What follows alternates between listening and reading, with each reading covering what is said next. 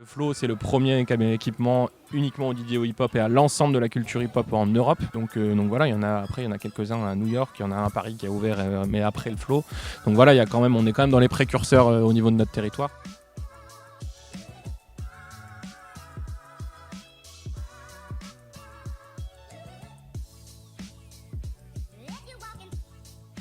Quand on rentre, déjà, donc c'est évidemment un hall d'accueil, mais c'est aussi directement un centre de ressources parce que c'est une des missions du Flow, c'est faire découvrir au grand public tout ce que représentent les cultures hip-hop qui sont là depuis 40 ans. À côté, évidemment, il y a la salle de spectacle, donc très modulable, justement, exprès aussi pour s'adapter à la fois à la danse, au rap.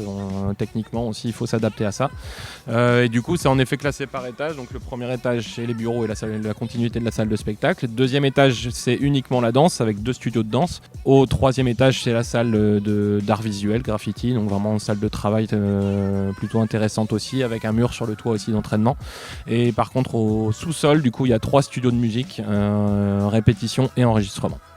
Bon, on va dire qu'en rap, ce qui est le plus visible aujourd'hui, un des artistes qu'on est très content d'avoir accompagné, et c'est même l'ensemble du collectif qu'on est content d'avoir accompagné, c'est Bécard et le collectif North Face Records. Après, en danse, il y a beaucoup de compagnies donc qu'on est très content de soutenir. Il y a avec l'association Art Track avec qui on a un très très bon relationnel et avec qui on travaille beaucoup.